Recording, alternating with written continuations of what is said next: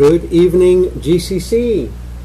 As we continue looking at Chapter 6, we're going to look now at 6.3, which is exponential functions. Here's where we're really going to get into exponential function, its properties, what is it, what does it look like, what's it used for, and all that other good stuff. Actually, before we do this, I do want to spend a moment looking at the laws of exponents. This is something we saw and dealt with in the previous class and earlier in this class. And since we're going to be using exponential functions, we're going to be using exponents a lot. I just want to make sure that we're all okay with law of exponents. So just real quick, we've got the product rule. And the product rule basically says that if I have something a to the power of x, and I multiply that times a to the power of y, that's going to be a to the power of x plus y. Multiplying with powers with the like bases, the bases would be the a, the exponents would be the x and the y. Multiplying powers with like bases, we add the powers. That's product rule. Next we would have quotient rule when working with exponents. Quotient, if I have a to the x over a to the y. So I've got the quotient. Same bases, different exponents. That is a to the x minus y. When dividing powers with like bases, we subtract the powers. Next we have the power rule. The power rule says if I take an exponent and I take it to the power, a to the x to the yth power. When raising a power to a power, we multiply the exponents, x times y. And it's usually product rule and power rule. Those are the ones that usually get confused. Be careful, watch out for them. Next we have combinations of these. We can have product to a power and a product to a power. If I'm multiplying two different bases together, a times b to the x power, I can rewrite that as a to the x times b to the x. Now this one we definitely have to be careful, because if I have, this is a product here, if I have the sum a plus b to the x, that does not equal a to the x plus b to the x. Be careful. This one works if it's a product. A times b to the x is a to the x, b to the x. But if it's a sum, it does not work. So be very careful with that. The next one is the quotient to a power.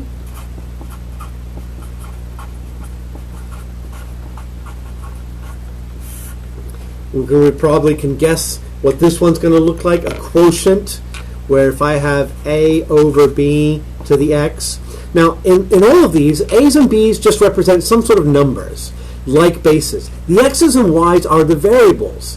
With exponential functions, we have the variable in the exponent. Can you guess what this is? A to the x over b to the x. We do have two special cases. The first special case is when we have a 0 as an exponent. And in this class, we're going to say that anything to the 0 power is 1. We talked about this before when we reviewed these earlier in the class. And we looked at this a little bit more, and we said, oh, what about 0 to the 0? That's not equal to 1. So there is exceptions to this and weird things that can happen. But for within the scope of this class, we'll never see any of that. So in this class, we can say that anything to the 0 power is going to be 1. The other special case is negative exponents. If I have a to the negative x, well, I don't want to have a negative exponent. I can make it positive by changing its position in the quotient. So a to the negative x is the same thing as 1 over a to the positive x. So these are the rules and special cases when dealing with exponents, and we're going to have to deal with these. We're also going to need to do them on our calculator. So let's just take a moment to look at how to do these. What's the syntax on the calculator? So for example, if I want to use a calculator to evaluate 2 to the power of 1.5, 2 to the 1.5 power. Now 2 times 1.5 is 3, but it's not 3. This is 2 to the power of 1/2. So I'm going to do 2, and then look for the little chevron button. So the buttons on the calculator are going to be 2, chevron, 1 decimal 5. 2 to the power of 1.5 equals, and this is approximately 2.8284 27125-ish on my calculator, and I'm just reading that right off the calculator. Now, if you've got an older calculator, you might not have this chevron button. And the one you might look for is something called y to the x button. You might have a y to the x instead of the little chevron button for your exponents. And as the exponents get more and more complicated, for example, use a calculator to evaluate 2 to the power of 5/7. 2 to the power of 5/7. So again, I'm going to do 2 to the power of. Now my calculator, I wish I could zoom in on this. When I'm recording, I can't use the zoom function. It's very frustrating. 2 to the power of. Now my calculator, I can put 5/7 in, and the whole thing is in the exponent. But if it doesn't go into the exponent, you probably want to put this into the calculator as 2 to the power of 5 divided by 7. Use the parentheses there, open parentheses, 5 divided by 7, close parentheses, equals, and this is approximately 1.640670712-ish. Fell off the screen there, didn't I? Well, we've got a weird exponent. You want to make sure that you put it in parentheses, depending on your calculator's syntax. My calculator, the newer calculators, they jump right up there, and they would put it all in there. I wouldn't need it. I could do 2 to the power of 5 divided by 7, and my calculator keeps everything in the exponent. So it does that. But if you've got one of the older calculators, do 2 to the power of 5 divided by 7, it might do 2 to the power of 5 and then take the whole thing and divide it by 7. So you have to watch out for the syntax there with these calculators. All right. So that's just kind of a little precursor stuff. Now let's take a look at what exactly is an exponential function. I think I can put my calculator away here for a sec and put it over there. Give me some more room to work. So an exponential function .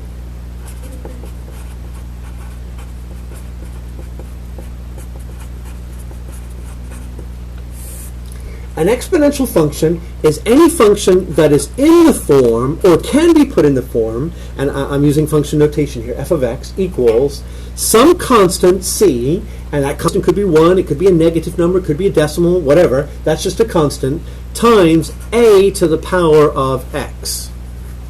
Now, c is a constant, and it's often referred to as the initial value. And we'll see why that's the initial value a little bit later. The a is my growth factor. Now be careful with this c and this a. I cannot multiply them together. Let me show you a very common mistake. Suppose I had f of x equals 3 times 2 to the x. Now be careful. I cannot multiply them together. It's very important that you realize that this is not the same thing as 6 to the x. I mean, if I just put in x equals 1, 2 to the first power is 2. 2 times 3 is 6. 6 to the first power is 6. It seems like it works. But let's plug in 2. 2 squared is 4, and 4 times 3 is 12. 6 squared is 36. So while this works when x is 1, it doesn't work for any other x value at all. So be very careful. We cannot multiply these. We cannot simplify this. This is the simplified version. My initial value is 3, and my growth factor is 2. One of the things we need to be able to do, now we've got these new functions now, these new exponential functions, is we need to be able to spot them, to see them. So what I'd like to do is I'd like to focus in on the difference between a linear function and an exponential function. We should be able to see it in the equation, but what if I don't give you an equation? What if I just give you a data table? So I'm going to give you the following data table, and we're going to have -1, 0, 1, 2, and 3. And my y values are going to be 5 and 2 and -1 and -4 and -7. And I want to know, is this function exponential or linear? Now in linear has a nice well-behaved slope. Linear, remember, a linear function is a function in the form y equals mx plus b. It has a nice slope. In other words, for equal changes in x, there will be equal changes in y. Now notice, my x's go up by 1, up by 1, up by 1, up by 1. I have equal changes in x's. My y's go down by 3, down by 3, down by 3, and down by 3. Equal changes in x's, up by 1, up by 1, up by 1, up by 1, correspond to equal changes in y's. This is linear. And I could write it in that form. Let's take a look at another one. Let's test another one. How about this function? Same x values. So as soon as I see these x values, up by 1, up by 1, up by 1, up by 1, I know I've got equal changes in x's. Now let's take a look at the y values. Suppose I'm going to have 32, and then 16, 8, and 4, and 2. Well, it doesn't take much time to realize that I went down by 16 here and down by 8. I can stop right there. Not equal changes. This is not linear. Is it exponential? Well, exponential means that it would have to have the same ratio, the same growth factor. So I'm looking at the outputs, equal changes in x's. I'm going to look at the outputs here, and I want to look at the change in the y's over the change in the x's. That's the growth right here. So I'm going to have, let's see, this is 16 over 32, which is 1/2. So from there to there is 16 over 32. From here to here is 8 over 16, which is also 1/2. From here to here, I've got 4 over 8, which is 1/2. From here to here, I've got 2 over 4, which is 1/2. They have the same growth rate. 32 times 1/2 is 16, times 1/2 is 8, times 1/2 is 4, times 1/2 is 2, and so on. They all have the same growth rate. Rate.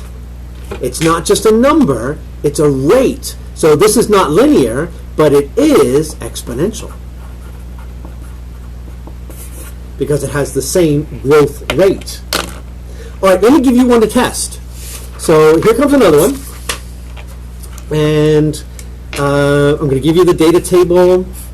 Usually looking at graphs and looking at equations make it really obvious, make it really easy to see. The tables and the data, those are the ones that are a little bit harder. I'm going to use the same x values, so I know it's going up by 1, up by 1, up by 1, up by 1. But now my y values are going to be 2, 4, 7, 11, and 16. And I want to know, is this exponential or linear or maybe something completely different? You know, exponential and linear aren't the only functions that are out there. Remember when we did our library of functions and we talked about all the different function groups, exponential was one of them, and now we're really getting into them and testing them. Well, let's see. I've got equal changes in x's, up by 1, up by 1, up by 1, up by 1. What are the changes in y's? Up by 2, up by 3, up by 4, up by 5. Are they the same? No. Then this is not linear. Because equal changes in x do not correspond to equal changes in y. Up by 1, up by 1, up by 1, up by 1 in the x's, up by 2, up by 3, up by 4, up by 5. So it's not linear. Is it exponential? Well, let's see. Here, I've got 4 over 2, which is a growth rate of 2. It doubled. Here, I've got a growth rate of 7 over 4, which is 1.75. It didn't quite double, did it? 2 went to 4. If it had gone to 8, then it would have doubled again, but it didn't quite get to 8. So here, I've got a growth rate of 11 sevenths. What is that? And a growth rate of 16 elevenths. What is that? And I notice that these growth rates are not the same. Not the same growth rate. Therefore, this is not exponential. It's not linear, it's not exponential, it's something else. It's definitely getting bigger, it's increasing, but it doesn't follow the nice, well-behaved rules of linear functions, and it doesn't follow the nice, well-behaved rules of exponential functions. All right, so now, let's, gosh, this is one of those moments in class where I would look out and I would see how people were doing, listening to the questions that people were asking, looking for that kind of nonverbal feedback as I go over things, and really at this point my lesson could go either way. If I feel like everybody, okay, they understand this, they're ready, I'm moving on, then I'm going to start talking about graphs. But if people are still having a hard time with growth rates and what exactly is that and figuring it out, then I would probably do another example. Well, I'm moving on, and we're going to talk about graphs of exponentials. If you look back in your library of functions from earlier in the semester, you'll see that we had 2 different parent functions for exponentials. Let's sketch them both right here. The first one was f of x equals 2 to the x, and f of x equals 1/2 to the x. And the 2 to the x function looked like this, and the 1/2 to the x function looked like this. We called this one exponential growth, and this one exponential decay. Exponential growth because it gets bigger and bigger and bigger. The function is increasing everywhere in its domain. Exponential decay because the function's decreasing. It's getting smaller and smaller and smaller everywhere in its domain. Notice the domain is all real numbers. I can plug in anything you want in there for x. But the range is not. The range is never going to be 0 no matter what you plug in there for x. 2 to any power is never going to be 0. 2 to the 0 power is 1. Or 1/2. Notice my initial value. What's the initial value in both of these? 2 is the growth rate, 1/2 is the growth rate. The initial value is 1. When x is 0, y is 1. When x is 0, y is 1. So we also did this before. The domain here, and I'm going to use interval notation, is negative infinity to positive infinity. Same thing here. The range is going to be from 0 to infinity.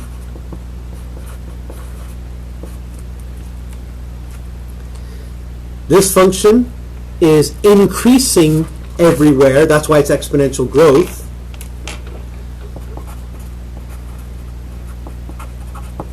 And this function is decreasing everywhere. That's why it's exponential decay. It's getting smaller and smaller and smaller. In general, whenever this value here, that growth rate value, whenever the growth rate, that a value, is bigger than 1, I'm going to have exponential growth. And whenever that a value is less than 1, I've got decay. But it can't go below 0. It has to be above 0. So somewhere between 0 and 1, then it's going to be decreasing, and I've got exponential decay, that growth rate, like 1/2. And 2, if it's greater than 1, I've got exponential growth. So those are my basic parent functions. Let's take a closer look at these functions on the calculator. We need to be able to put them on the calculator to evaluate them and look at them. So let's put them on the calculator. turn on the calculator here. I'm going to go to my y equals. Oh, I got some junk in there. Clear out the junk that's in there. And then I'm going to type in 2 to the x. 2 to the power of my variable button x. And there's going to be my exponential growth. I'm going to go to zoom, remember, which is my preset windows. Zoom standard goes from -10 to 10, -10 to 10. And here I have my exponential growth. Similarly, if I go to my y equals, I'm going to leave that in y1. In y2, I'm going to do 1/2 to the x. Now, the 1/2 I'm going to put in parentheses. Open parentheses, 1 divided by 2, close parentheses, to the power of my variable button x. There's my growth, and here comes my decay. The blue one is the growth, the red one is the decay. Don't know how well you can see this, but they're the same two functions here. They're just graphed on the same graph. Notice some of the other characteristics, and we talked about this when we did library functions. Neither one of these functions have x-intercepts. They both have the same y-intercept. As x's here, as x's get bigger and bigger and bigger, the function gets closer and closer to 0. Here, as x's get bigger and bigger and bigger, 2 to the power of things getting bigger, it diverges, it gets bigger and bigger and bigger. Here, as x's get smaller and smaller and smaller, the function's getting closer and closer to 0. As the function gets smaller and smaller and smaller, like -10, -100, -1,000,000, keep going, 1/2 to those negative numbers increases without bound. Just gets bigger and bigger and bigger. All right. What I'd like to do is I'm going to do one of these functions, and we're going to be a little bit more specific with the graph of these functions now. And I want to actually calculate and make a table of values for each of these functions. I'm going to leave them on my calculator because we know that we can go to the table function and we can see it. So if I have different x values, and let's say I'm going to go from -2 to -1 to 0 to 1 and to 2, and in the first function I have my exponential growth of x squared, and in my second function I have my x values, my first one, that's not x squared, is it? 2 to the x, and then 1/2 to the x. All right, so here we go. 2, and I'm going to quit out here so I can go to my calculator. 2 to the power of -2.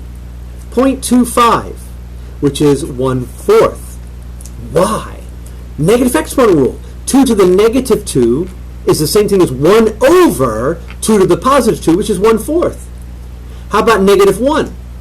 2 to the -1 would be 1 over 2 to the +1, 1/2. 2 to the 0, anything to the 0 power is 1. 2 to the first, and 2 squared. 1/2 to the -2. This is interesting. The open parentheses, 1 divided by 2, close parentheses, to the power of -2 is 4. Again, negative exponent rule. If this is -2, flip it upside down, make it a +2. 2 squared is 2. Okay, and then 1/2 to the -1 is going to be 2. 1/2 to the 0, anything to the 0 power is 1. 1/2 to the first power, 1/2 squared. So just to confirm, I'm going to go to my table here, and I'm going to look at the values -2, 0.25, and 4, 1/2 and 2, 1 and 1, 2 and 1/2, 4 and 0.25. Sure enough, this little part of the table, there it is. All right, we can transform these functions, just like we did the other functions, moving them around. So let's talk about transforming functions. All right, I think I'm done with you for a little bit. Clean you up here a little bit. There we go. Quit. Oops. Quit. Clear. And I'm going to put the calculator aside for a moment. Let's talk about transforming exponential functions. So, transformations of exponentials.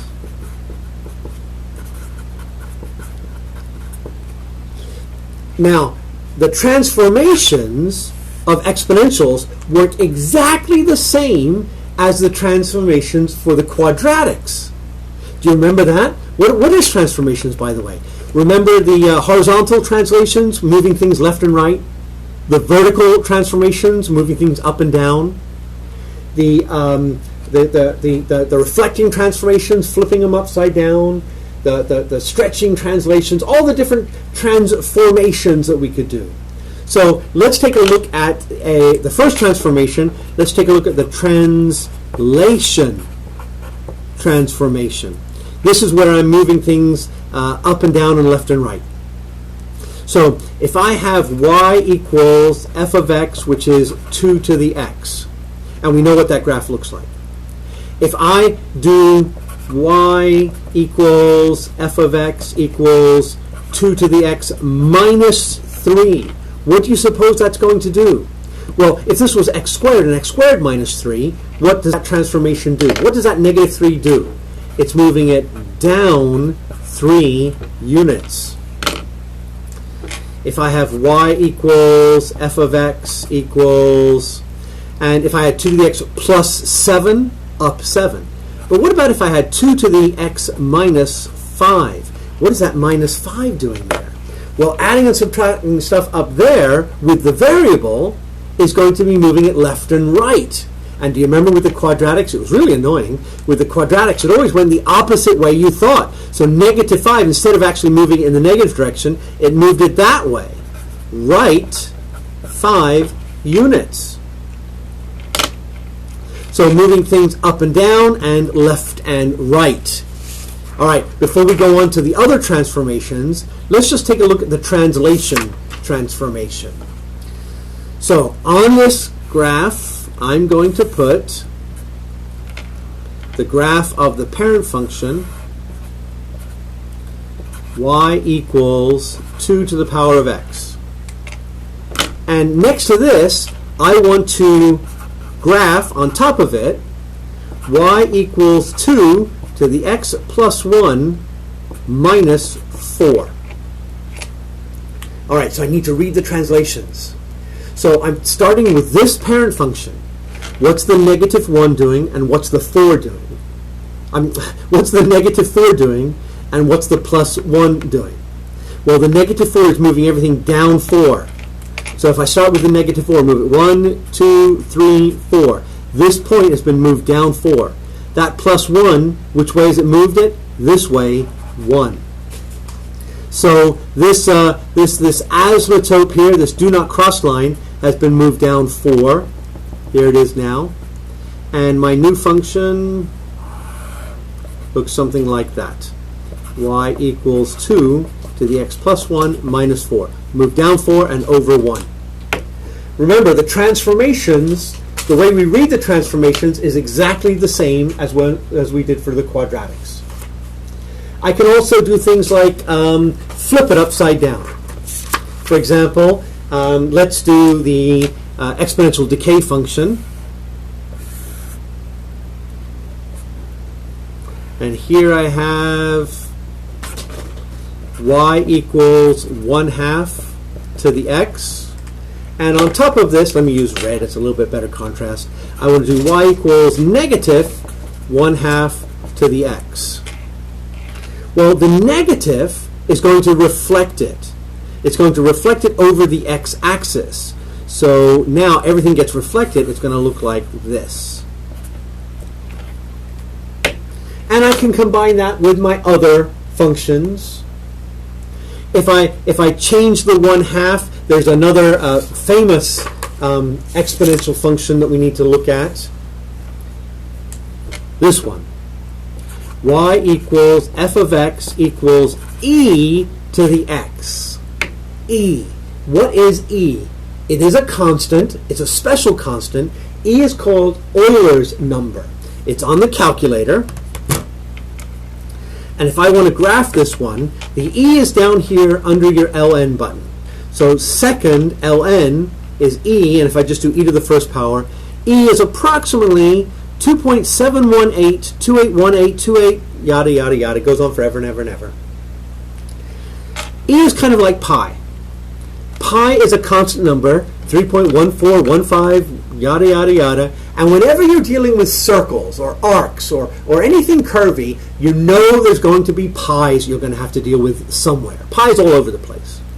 Well, E is going to haunt us with exponential functions just like pi does with anything that's curved. We're going to see this Euler's number, and by the way, Euler is spelled E-U-L-E-R. It's the name of a man, Leonhard Euler, a couple hundred years ago, did a lot of things with exponential functions. He really didn't discover the number, but kind of made it famous.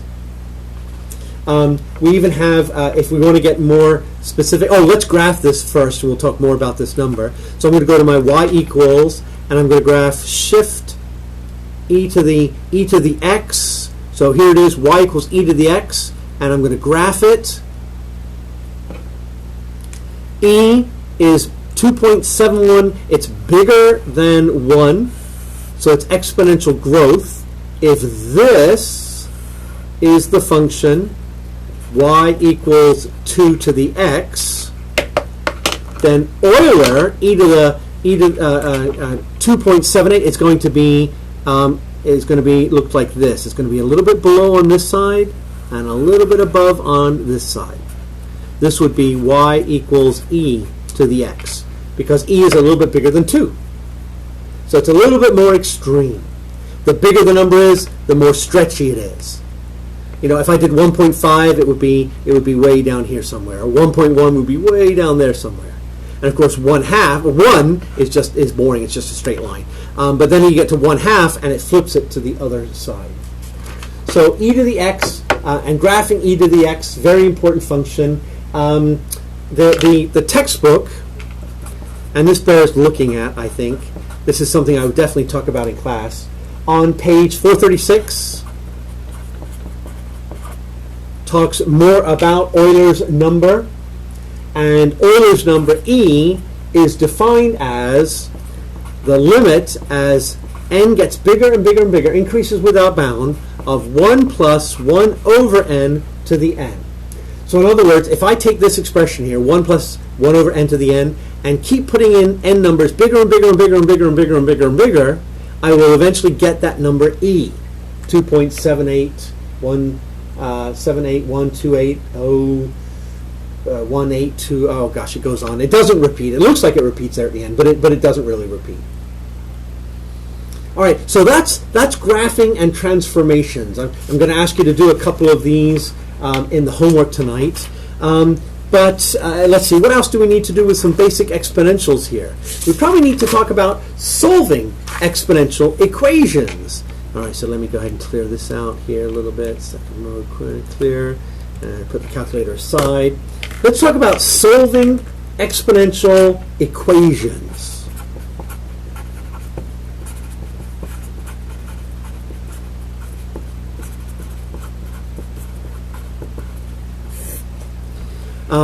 Again, if in class, if people didn't seem to be getting it with the graphs, I would be walking around making sure that everybody had the graphs, especially e to the x, and talking about it and Euler's number. We could do more with that. It's good to be aware of it. E becomes an important constant used, as I said, a lot in exponential functions. And I want to take a look at solving exponential equations. Now, the big property is this. If I have a to the x equals a to the y, then does it make sense that x has to equal y? If they have the same base, then the powers would have to be the same. Now, this seems pretty obvious, but this is one of the first things that we will do to help us solve certain equations. So, for example, solve. If I wanted to solve 4 to the 2x minus 1 equals 8 to the x. Now, are the bases the same, the 4 and the 8? No. Then I cannot set the exponents equal to each other. I want to make it so that the bases are the same. If the bases are the same, then I can set the exponents equal to each other. Well, can I rewrite 8 as 4 to some power? 4 to the second power? No. 4 to the second power would be 16. So I can't rewrite 8 as 4 to some power easily, but I notice that I can rewrite 4 and 8 as 2 to some power. 4 is the same thing as 2 squared. 8 is 2 cubed to the power of 2x minus 1 to the power of x. So I rewrote the 4 as 2 squared. I rewrote the 8 as 2 cubed. And I still have the powers on the outside. Now simplifying both of these, power to a power rule, I'm going to multiply 2 times 2x is 4x minus 2 equals 2 to the 3x. Now I've got them with the same bases. They both have a base of 2. I rewrote both of them with a base of 2. 2 to the 4x minus 2 equals 2 to the 3x. I can set the exponents equal to each other. And let's see. If I subtract 3x's from both sides and add 2 to both sides, I think I get x equals 2. And of course I could check this if I plug it back in. 2 times 2 is 4, minus 1 is 3, 4 to the third power. Does that equal 8 squared? 4 times 4 times 4, 4 times 4 is 16, times 4 is 64. 8 squared is 64. Yes, it does check. I know I did that kind of quickly in my head. Certainly you could plug it back in to check to see if it really does work. So rewriting them with the same base. Now we're not going to be able to do that all the time. This trick is not going to work after a little while, where I might have a 7 to some power equals a 3 to some power, and there's no way they have anything in common. I'm going to have to do something completely different. But right now, all the ones that you'll see in the homework, you'll be able to rewrite both sides with the same base so you can set them equal to each other. Let's take a look at another one, much more difficult here. Solving an exponential equation. This is a tough one. I think I want to do a tough one out of the exercise set. Let's take a look at, this is problem number 80. And it says e to the 3x is equal to e to the 2 minus x. Oh, you know what? Actually, is this one really that hard? Oh, the e is there. That makes it really frustrating and difficult. But take a closer look. Since that e is there, what can I do with this? Well, this e is the same. They have the same bases already. I can set the exponents equal to each other. Add x's to both sides. Divide by 4. Oh, that one wasn't so bad. That one wasn't so bad. It definitely can get a little bit more difficult if I have, let's do number 82. Oh, here's a tough one. Number 82, e to the 4th to the power of x times e to the x squared is equal to e to the 12th. Oh gosh, look at this thing. This is crazy here. E to the 4th power to the power of x times e to the power of x squared is equal to e to the 12th. Oh, very, very difficult here. Let's start simplifying this. First, power to a power. How can I simplify this? This is really e to the 4x times e to the x squared equals e to the 12th. Power to power, we multiply. What about multiplying? Can I combine those? Multiplying powers with like bases, we add the powers. These two combine to give me e to the 4x plus x squared equals e to the 12th. Now what? Well, take a close look. I've got both of them with the same basis. E to the power of this equals e to the power of that. Therefore, this has to equal that.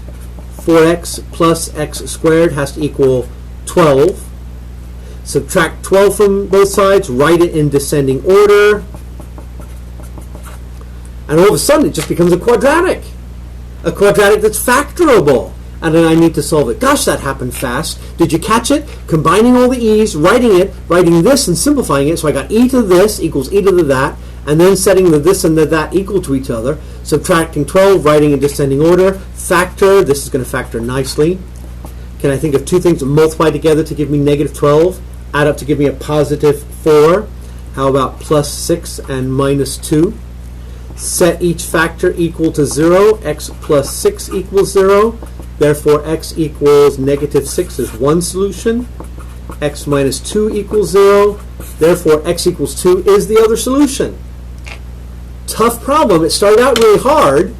Not a lot of steps, not a lot of work. But as you look at it, the thing that makes this one so tough is not the actual work. It's knowing what to do and when to do it. Knowing how to combine these things. You know, if you know what you're doing here, it's really not that bad. But gosh, sometimes when you just kind of look at the original problem, it's like, what on earth is going on? How do I deal with that? I've got no idea. And that can be very frustrating. All right, so that's kind of our introduction there, getting into exponential functions. So what I'd like you to do now is I want you to do the homework on 6.3 exponential functions. It starts on page 440. And looking at the syllabus, I want you to do 15 through 21, the odd ones. Those are going to be just doing some things on the calculator, plugging stuff into the calculator. And then 33 through 40, all of those ones you're going to have to match an exponential equation with its graph using the transformations on those. And then I want you to do 41 through 49, odd. 41 through 49 are going to be dealing with a bunch of graphs and transformations, and what transformation happened here, and graphing it and sketching them. 53 through 83, odd. 53 through 83, odd. You're going to use transformations to graph, and then you're going to start solving some equations. And then I want you to do two more, two kind of toughy ones, two kind of weird ones here. I want you to do problems numbers 101 and 105. Once you've done this assignment, I want you to email it to me.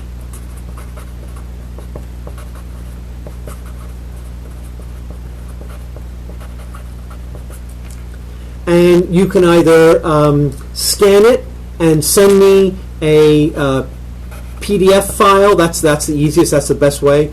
Or with your cell phone, take a picture of it and send me a JPEG files. You might have to take, it might be 3 or 4 pages. Take 3 or 4 pages and send them all to me in one email. If you've got any questions, shoot me an email and I will answer them. If a lot of people are asking the same questions, then I'll probably post something in the assignments tab with the solutions to it. But other than that, good luck. Do 6.3, send it to me, and when you're done and you're convinced you've done a good job, we will move on and look at 6.4, where we're going to look at kind of the opposite of an exponential function. We're going to take a close look at something called the logarithmic function. And the first thing I'm going to talk about is, do you remember when we did our library of functions and I talked about the relationships? And we'll take a close look at the relationships and what logarithmic functions will do for us. Later in this chapter, right now, this is just kind of all of the basic stuff about exponentials and then the basic stuff about logarithms.